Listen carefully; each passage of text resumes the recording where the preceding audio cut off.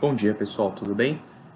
Meu nome é Carlos, eu faço parte do grupo 7, junto com o Arthur, o Matheus, o Murilo e o Thomas, e hoje a gente vai falar um pouquinho com vocês sobre o futuro da robótica. Bem, quando a gente fala de futuro de uma forma geral, né, o que as pessoas pensam é, bom, teremos carros voadores, né, enfim, nunca chegaram, né. Mesmo assim, o futuro chegou de um jeito que a gente não imaginava, né, com a inteligência artificial, algumas coisas hoje vêm avançando de uma forma realmente muito rápida que a gente não esperava.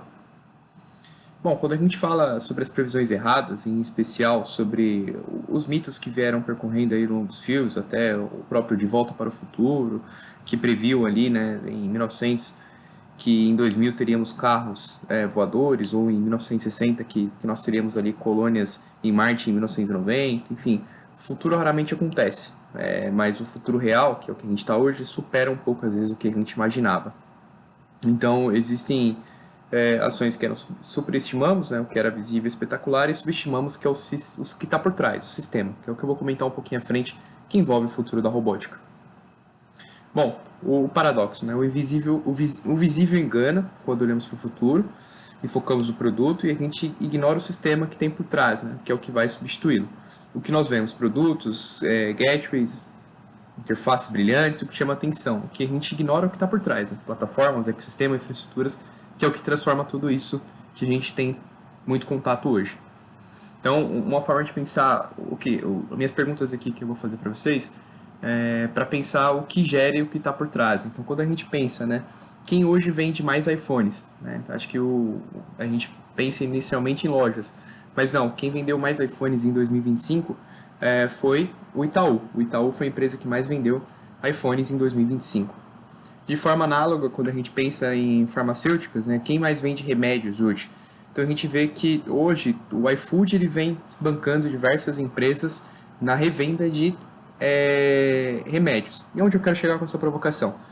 Porque tudo isso está no que está por trás, né? O produto é um commodity. O sistema que gere isso para que você tenha interface em mãos é o que está ditando o nosso verdadeiro futuro. Um jeito da gente ver isso ver esse rápido case aqui, né? Vou comentar um pouquinho com vocês à frente. Vou aumentar um pouquinho aqui a velocidade.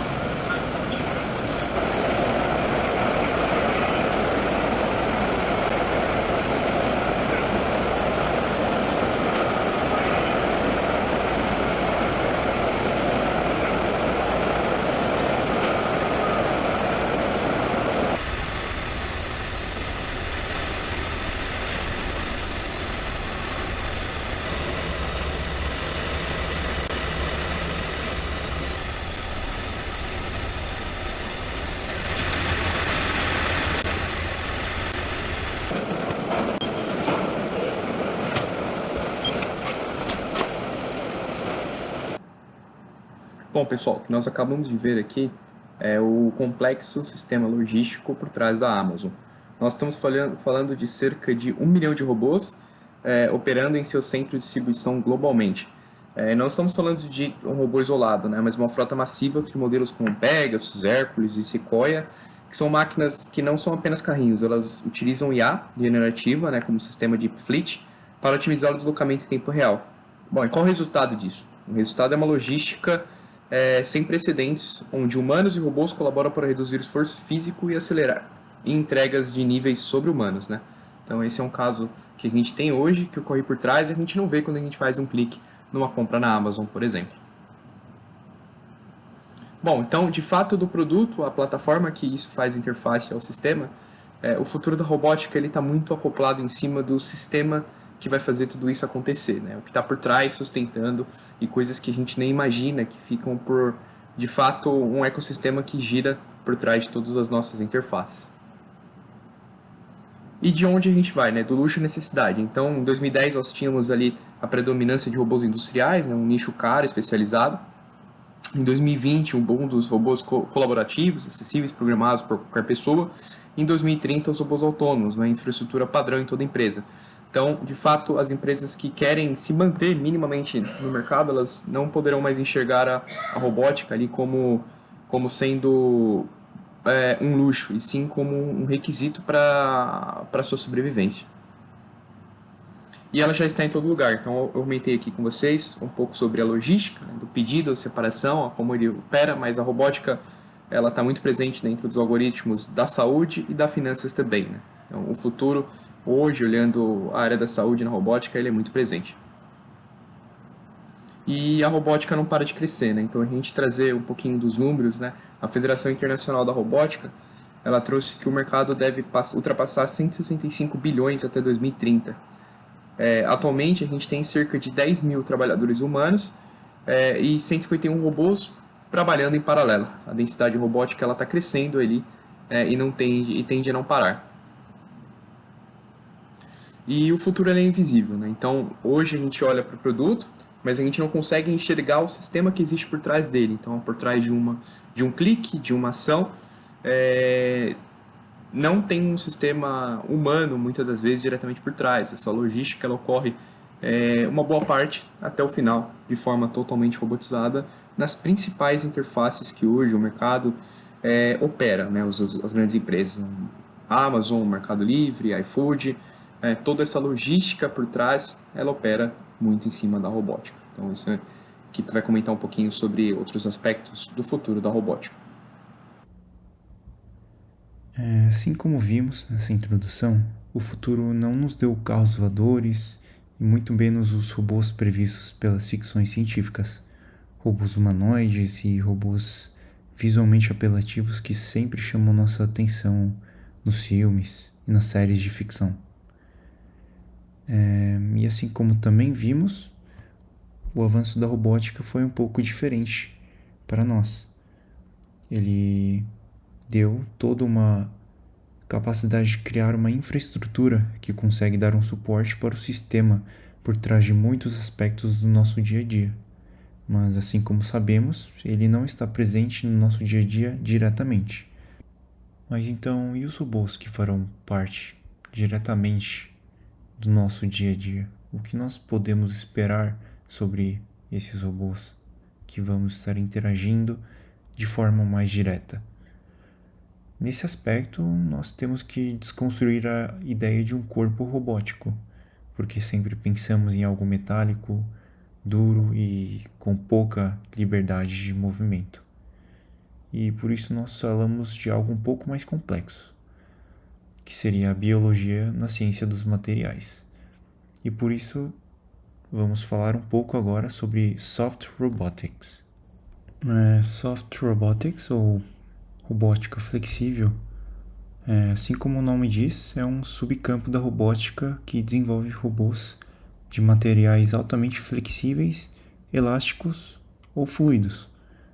Por exemplo, temos o silicone, borracha e gel, que é muito utilizado nesse ramo da robótica. E diferente dos robôs rígidos que nós estamos acostumados, muitas vezes eles são frutos da imitação de seres vivos, ou seja, do mimetismo biológico. Por exemplo, um robô que simula um tentáculo de uma lula.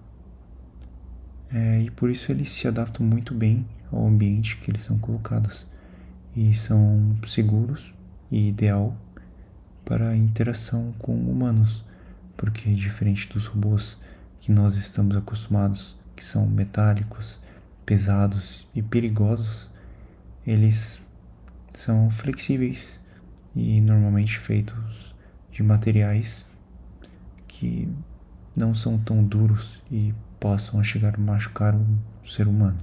E Por esses mesmos motivos, eles são bons em manipular objetos frágeis e também são muito usados em hospitais para usos médicos, por exemplo, braços robóticos que necessitam de uma precisão elevada e de uma delicadeza que uma máquina convencional não teria.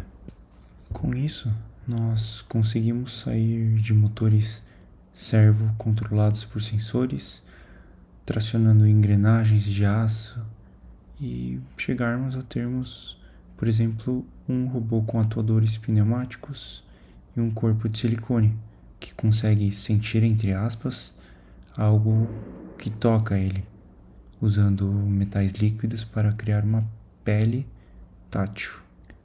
E para que essa convivência entre robôs e humanos aconteçam de verdade e de forma eficiente, existem dois pontos importantes: a resiliência e a adaptabilidade. Eles precisam ser tão resilientes quanto nós. Por isso, uma área muito importante nesse ramo da robótica são os mecanismos de autorreparação. Por exemplo, polímeros autorreparáveis, que após serem cortados, conseguem voltar a se fundir e recuperar sua estrutura anterior à estrutura antes de ser cortada, quando submetidos a calor ou à luz. E isso permitiria que uma máquina deixasse de ser apenas um objeto fabricado, mas ele se comportaria como um organismo. Além disso, uma outra área que ganha destaque é uma área que nós já comentamos, a área da biomimética.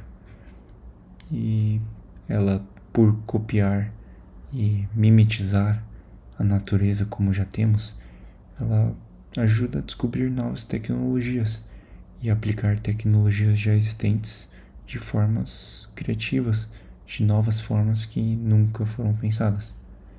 E isso ajudaria a robótica no futuro a superar a questão da resiliência, que seria um dos maiores desafios na convivência dos robôs com os humanos. E nessa foto, por exemplo, nós podemos ver um braço robótico da Festo do lado direito, que foi inspirada na tromba de um elefante. Bom, pegando o gancho do que acabamos de ver, né, sobre o corpo dos robôs se tornando mais maleável, a gente precisa também falar sobre a mente. Até pouco tempo atrás, o padrão da automação era o controle absoluto e rígido. Se a gente pensar em sistemas tradicionais, né, se você quer que um braço industrial trace um desenho 2D ou que um robô, né, execute tal um movimento, você precisa programar cada coordenada, definir o ponto zero, estruturar loops exatos e ajudar, né, os tempos de resposta dos sensores no milissegundo. Você tem que fazer essa série de ajustes, né? Então o robô acaba sendo um escravo de um código estático, né? Ou seja, se o ambiente mudar 1 milímetro que for fora do previsto, a sua lógica pode acabar falhando. Então, né, pensando nisso, né, acredito que o futuro que vem sendo construído, né, para a robótica busca abandonar essa rigidez. Então, a grande virada no desenvolvimento da robótica vem sendo a inteligência artificial e também o aprendizado por reforço. Mas o que seria isso? Né? Aprendizado por reforço nada mais é do que um método de programação no qual a gente não programa, mas como o robô deve mover a perna, né? Ou o braço, que seja. Nós programamos o objetivo. É um sistema de tentativa, erro e recompensa. Ou seja, o robô testa as ações aleatórias e quando acerta ou chega perto do objetivo, ele recebe uma, digamos, recompensa, né, matemática. O robô moderno, então, ele não é mais um executor cego de scripts. Ele, na verdade, vem sendo treinado para descobrir a melhor solução por conta própria. E bom, aí vocês me perguntam, né? Mas como que a gente treina um robô no mundo real sem que ele, né, quebre motores, queime placas ou destrua o ambiente. E aqui que entram as simulações em hiperescala, né? O cérebro desse futuro robô, ele evolui basicamente no que a gente chama de gym virtuais, né? Ou seja, academias virtuais. Em um ambiente simulado que imita, né, tenta imitar pelo menos a física perfeita da Terra, o robô pode viver milhares e milhares de horas, né, de tentativa e erro em questão de minutos. Ou seja, ele cai milhões de vezes no computador para que quando o software for embarcado, né, no hardware, na máquina física, ele já saiba como se equilibrar. Isso é muito interessante, né? Ele acaba otimizando em milhares de vezes o trabalho, né, que a gente tinha anteriormente de codar ele em espaços físicos, né? Você acabar até quebrando o robô enquanto faz testes, né? Você acelera muito mais esse processo e torna isso exponencialmente mais rápido e até menos custoso também.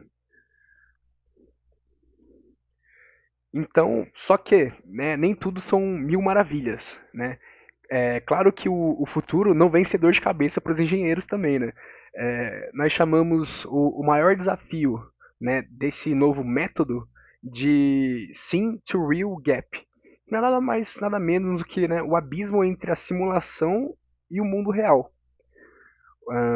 Basicamente, né, o ambiente virtual ele é limpo, né, mas o mundo real ele é caótico. Então, a gente não consegue simular, tipo, perfeitamente as condições que esse robô virtual vai ter que enfrentar no mundo real, né? Sempre vão ter incertezas, sempre vão ter alguns desvios, sempre vão ter, tipo, forças que a gente não consegue simular. Então, né, na prática, há ruído nos sensores, né, pequenas flutuações entre a limitação das placas, atrito que muda conforme o piso. Então, o futuro da robótica no laboratório hoje, né, é criar mentes capazes de lidar com essas imperfeições da eletrônica, da física, do mundo real, e a se adaptar em tempo real, né, a ruídos que o simulador não previu. Então, a gente tem uma série de técnicas, né, que nos permitem alcançar esse gap, né, entre a simulação e o mundo real de jeito mais fácil. Então, os engenheiros, né, cientistas vêm utilizando do domain randomization, né? Ou seja, eles variam os parâmetros físicos, né, para forçar mais a robustez do robô mesmo, né? Eles até acabam exagerando nos valores para que os robôs consigam treinar com imperfeições ainda maiores, né, do que eles vão realmente se deparar no mundo real. Né? Depois temos o curriculum learning, que nada mais faz do que aumenta gradualmente, né, a complexidade do ambiente.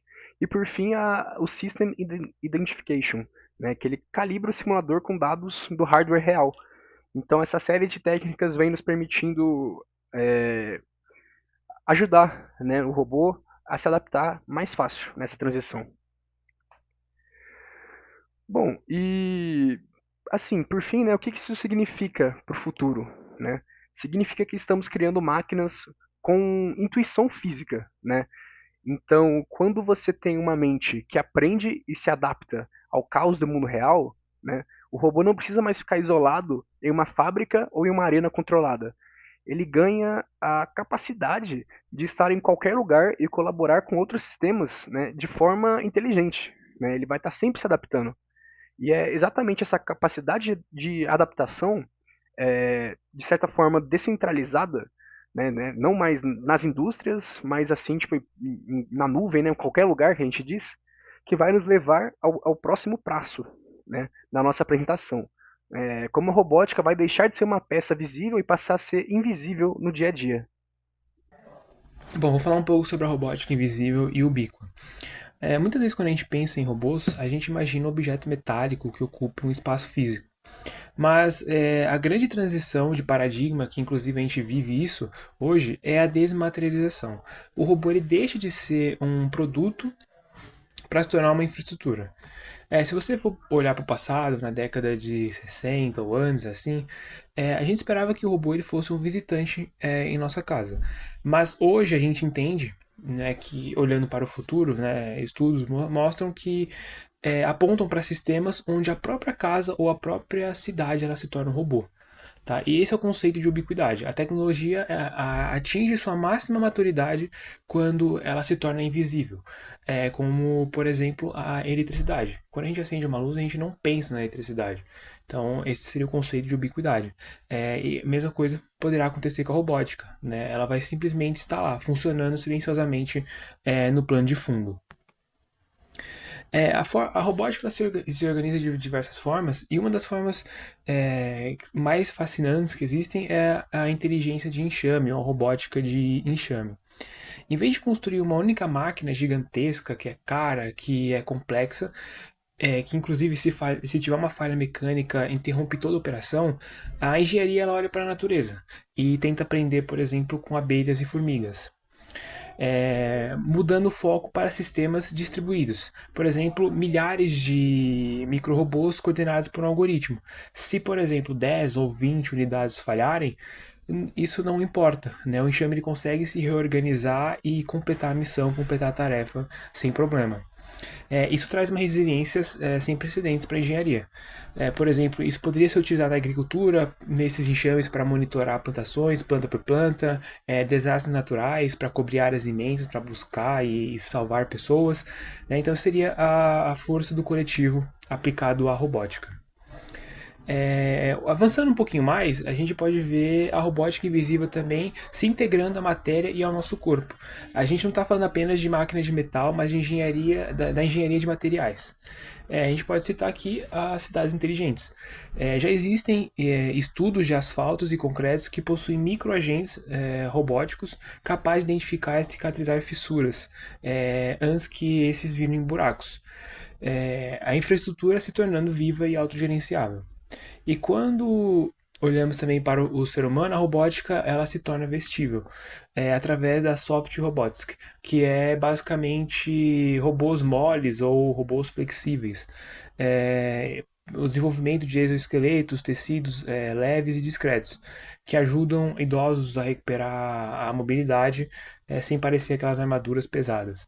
E também a nanotecnologia médica. Robôs na corrente sanguínea, que podem, por exemplo, realizar diagnósticos ou pequenas intervenções celulares. Aqui a robótica ela não é algo mais que você olha de longe, né? Ela está presente em você, faz parte de você, né, de você e do que você veste. E outra coisa muito importante de citar é como que a gente vai consumir essa tecnologia, que é basicamente migrando do modelo de posse para o modelo de serviço, que é conhecido como Robot as a Service. No futuro, por exemplo, a gente provavelmente não vai ter a propriedade de um robô doméstico complexo, mas na verdade a gente vai consumir a utilidade que ele tem. O transporte autônomo será um serviço, a logística de entrega será um serviço, a manutenção da saúde será um serviço. Então é basicamente a robótica deixando de ser um produto de luxo ou um brinquedo tecnológico para se tornar utilidade pública. Por exemplo, fundamental como a água, o encanado ou a internet. Então, o sucesso definitivo da engenharia de robótica ela vai vir justamente quando ela for tão onipresente, tão eficiente, que a gente deixa de chamar de tecnologia e a gente vai passar a chamar apenas de vida cotidiana. Para finalizarmos o futuro da robótica, eu queria convidar vocês para ter uma pequena reflexão. Muitas vezes pensamos que o futuro como algo distante, mas ele é construído sobre as bases que estudamos, a cinemática, o controle, a eletrônica, por aí vai. Vamos entender por que o futuro que imaginamos no passado foi tão diferente do que estamos vivendo agora. E o porquê de possivelmente o futuro que imaginamos agora seria bem diferente lá no futuro. Bom, lá em 1950, 60, 70, todos apostavam que lá em 2010, nos anos 2000, 2020, seria definido totalmente por carros voadores e robôs humanoides de metal, ou até viagens interplanetárias. Essa era a nossa visão da potência física. Acreditávamos que o progresso seria medido pela força bruta, motores maiores, braços mais fortes e máquinas pesadas. Mas o que aconteceu em 2010? Em 2000? A gente recebeu a miniaturização do poder de processamento, originando a era dos semicondutores. Ou seja, essa mudança foi sustentada por um cara silencioso que muitas vezes ignoramos, que é o transistor. A capacidade de produzir bilhões de transistores em um único chip permitiu que a mente do robô evoluísse milhões de vezes mais rápido que o seu próprio corpo. O foco deixou de ser a carcaça de metal, passou a ser o processamento. Hoje, um pequeno microcontrolador tem mais capacidade de cálculo do que todos os computadores que levaram o homem à Lua. É essa potência silenciosa que permite que os robôs comecem, finalmente, a entender o mundo ao redor. Aqui temos a potência física contra a informação. Vocês podem perguntar, por que ainda não voamos? A verdade é que esses protótipos de carros voadores e robôs humanoides já existem. O problema é que as nossas prioridades como sociedade mudaram. A engenharia moderna percebeu que não adianta ter um carro que voa se ele não souber lidar com a imprevisibilidade de uma cidade de forma autônoma. Antes de humanoides, precisamos de sistemas robóticos que gerenciem a rede elétrica, que realizem cirurgias com precisão microscópica ou que otimizem a produção de alimentos. O futuro da robótica hoje está focado em resolver problemas complexos de saúde, sustentabilidade e logística. O foco não é parecer humano, mas sim servir a humanidade da forma mais eficiente possível. Como eu havia dito, 2010, ou 2005, ou 2000, foi uma virada. Por quê? Bom, a partir daqui, a robótica deixou de ser sobre programação e passou a ser sobre aprendizado. Com a explosão das IAs, das redes neurais, paramos de ditar cada movimento milimétrico do robô. Hoje, usamos aprendizado por reforço. Colocamos o robô em ambientes virtuais, onde ele tenta realizar uma tarefa. Ele falha, cai e reaprende milhões de vezes por segundo. Ele entende que a física do próprio corpo através do erro. Quando ele chega ao mundo real, ele não carrega um código rígido. Ele carrega experiência, como parecido com nós humanos. Mas por trás disso, 1 milhão de linhas de código. Ele é capaz de se adaptar a terrenos escorregadios ou situações imprevistas, porque ele já as viveu virtualmente. É isso que nós chamamos de inteligência adaptativa. Bom, a robótica ubíqua, como foi dito, nossa especulação para o futuro é que a robótica se tornará invisível e ubíqua. Ela deixará de ser um objeto que você aponta e diz, ali que está o robô. Ela estará no asfalto que detecta rachaduras, talvez em nanorobôs que combatam doença dentro de nossa corrente sanguínea e provavelmente também em exoesqueletos que desenvolverão mobilidade a quem perdeu, o que na verdade isso já existe em alguns casos. O futuro da robótica é sua integração total com o ambiente, cidades que respiram e se ajustam ao tráfego de forma autônoma e sistemas que cuidam de nossa segurança e saúde sem que precisemos apertar um botão. É a tecnologia deixando de ser uma ferramenta externa para se tornar um sistema nervoso oculto na nossa infraestrutura. Bom, depois de analisarmos tudo isso, desde os sonhos de 1960 até a autonomia das IAs que reaprendem sozinhas hoje, fica a pergunta que perdura bastante. Qual é o nosso papel como engenheiro, então? Se o robô consegue calcular a cinemática inversa em milissegundos, consegue projetar e otimizar sozinho um controle PID e aprender sozinho em simulações, o que sobra pra gente? Bom, a resposta é bem curta. É o propósito. O robô, ele é uma ferramenta de execução incrível, magnífica. Ele domina o como de forma impecável. Mas o robô, ele nunca vai saber o porquê dele estar fazendo isso. Ele não sente uma urgência, por exemplo, em salvar uma vida durante uma cirurgia. Ele entende a importância da ética em um carro autônomo, no Tesla, por exemplo, para proteger um pedestre. Ele não tem visão de como a tecnologia pode diminuir a desigualdade. Então, o futuro da robótica, os robôs, eles dominam totalmente como eles vão fazer, mas eles nunca vão saber o porquê que eles estão fazendo. Nosso papel aqui como engenheiro não é apenas dominar as fórmulas durante as aulas. Nosso papel é ser o guia ético dessa inteligência que estamos construindo. Somos nós que estamos definindo os limites, que humanizamos a tecnologia e que garantimos que cada transistor e cada linha de código sirvam para elevar a condição humana e não para diminuir. O futuro, como a gente viu, é um alvo bem volátil, é bem móvel. Talvez lá em, 2070, 2080, as nossas previsões estejam completamente erradas e quem está vivendo essa época começa a rir de nós, porque erramos feio. Mas a nossa busca para a excelência e a nossa dedicação em fazer melhor com as ferramentas que temos é isso que realmente constrói o nosso futuro. O futuro da robótica ela pode ser autônomo, mas ele sempre será, em sua essência, humano. Muito obrigado pelo tempo de vocês e que possamos construir um futuro com excelência que a engenharia exige.